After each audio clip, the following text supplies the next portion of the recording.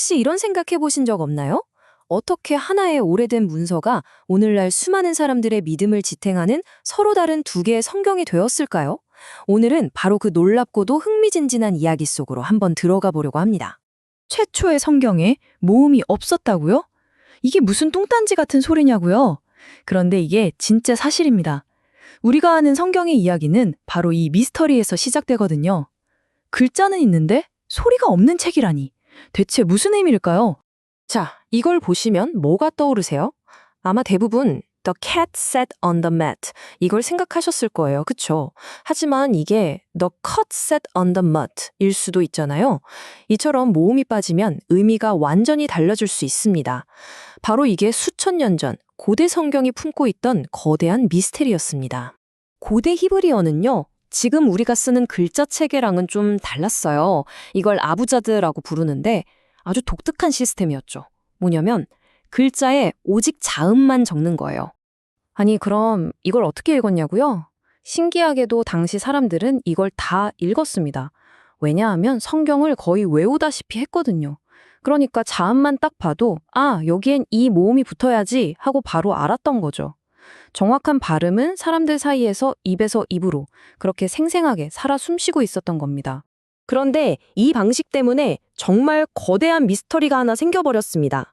바로 신의 이름 YHWH에 대한 건데요. 당시 유대인들은 신의 이름을 너무나도 거룩하게 여겼기 때문에 함부로 입에 올리지 않았어요. 소리내어 부르지 않은 거죠.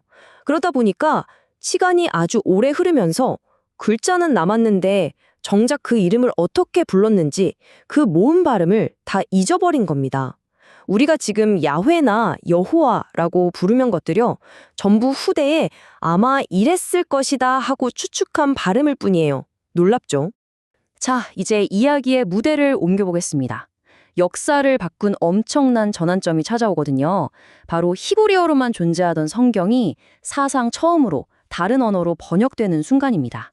이 번역본이 바로 그 유명한 72역 셉투아긴트라고 하는데요. 이 탄생 비화가 또 재밌습니다. 전설에 따르면요. 72명의 장로들이 모여서 72일 만에 번역을 끝냈는데 글쎄 결과물이 토시 하나 안 틀리고 똑같았다는 거예요. 정말 기적 같은 이야기죠. 하지만 역사적인 현실은 조금 더 현실적입니다. 당시 이집트의 알렉산드리아에 살던 유대인들이 이제 히브리어를 잘 못하게 된 거예요. 세대가 지나면서요. 그러니까 당장 예배를 볼 때 쓸 그리스어 성경이 필요해진 거죠. 훨씬 더 현실적인 이유였습니다.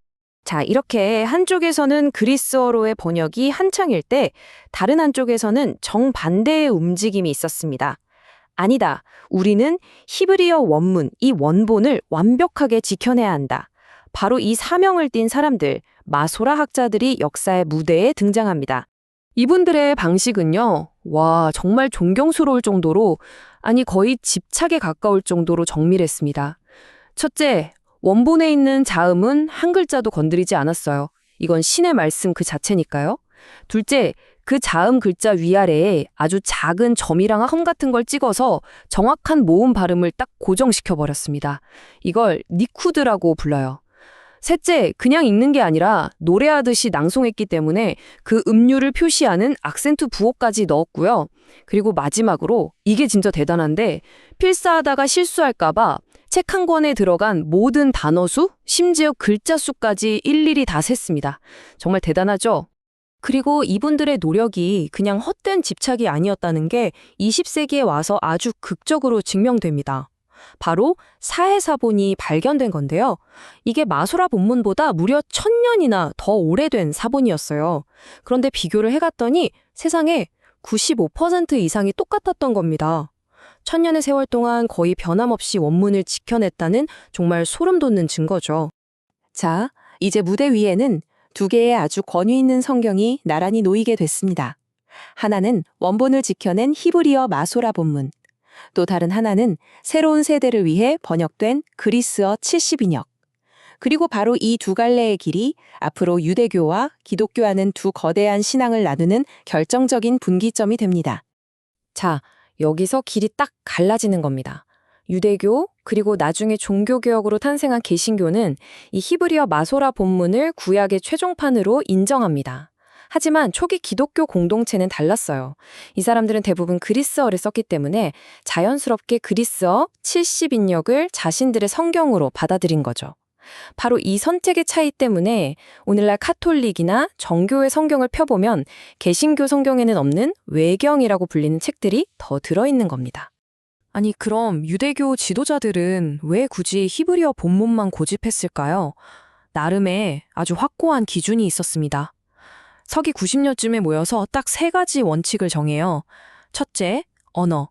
무조건 성스러운 언어인 히브리어로 쓰여야 한다. 둘째, 시간. 예언의 시대, 그러니까 에스라 시대 이전에 기록된 책이어야 한다. 그리고 셋째, 장소. 이스라엘, 즉 팔레스타인 땅 안에서 널리 인정받은 책이어야 한다.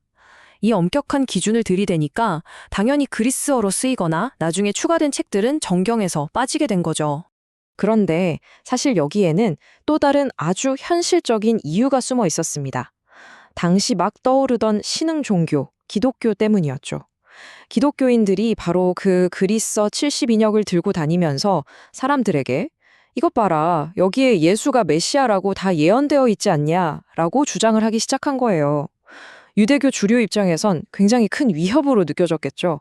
그래서 기독교와 우리를 명확히 구분짓기 위해서라도 히브리어 원문의 권위를 더 확고히 할 필요가 있었던 겁니다. 자, 그럼 이 두 갈래의 길이 과연 어떤 결과를 낳았을까요?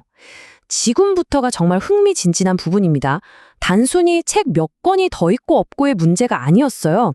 그리스어 70인역의 번역이 기독교의 가장 핵심적인 교리를 만들어내는 기반이 되었거든요.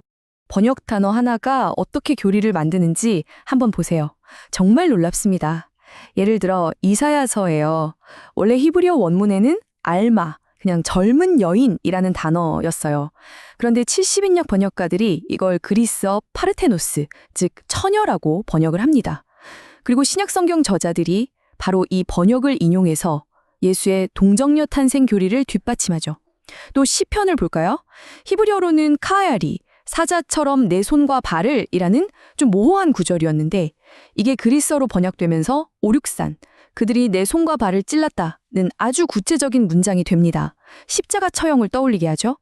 마지막으로 내 귀를 뚫으셨다. 이건 순종의 의미였는데 이게 나를 위해 한 몸을 예비하셨다로 번역되면서 신이 인간의 몸을 입고 왔다는 성육신 교리의 강력한 근거가 된 겁니다. 이게 그냥 몇몇 구절에만 해당되는 얘기가 아니에요. 실제로 신약성경 저자들이 구약을 인용할 때 그 출처를 분석해 보면요. 놀랍게도 80%가 히브리어 원문이 아니라 바로 이 그리스어 70인역에서 가져온 것들이었습니다. 바울이나 누가 같은 핵심 인물들이 전부 이 번역본을 기반으로 글을 썼다는 거죠. 자, 그럼 이런 생각이 들 수 있죠. 그럼 기독교는 오역에 기반한 종교인가? 하지만 초기 기독교인들은 그렇게 생각하지 않았습니다. 그들에게 70인역은 실수가 아니었어요. 오히려 신의 특별한 섭리였죠. 히브리어 원문 속에 숨겨져 있던 더 깊고 놀라운 진리가 바로 이 번역이라는 과정을 통해서 마침내 드러난 계시라고 믿었던 겁니다. 결국 이 모든 이야기는 우리에게 아주 근본적인 질문 하나를 던집니다. 번역이란 과연 무엇일까요? 그저 원문을 다른 언어로 옮겨 적는 기술적인 복사 행위일까요? 아니면 그 과정 자체가 신의 영감을 통해 새로운 의미를 창조하고 드러내는 또 다른 계시의 과정일까요? 지난 2000년 동안 유대교와 기독교가 걸어온 서로 다른 길은 바로 이 질문에 대한 두 개의 다른 대답이었던 셈입니다.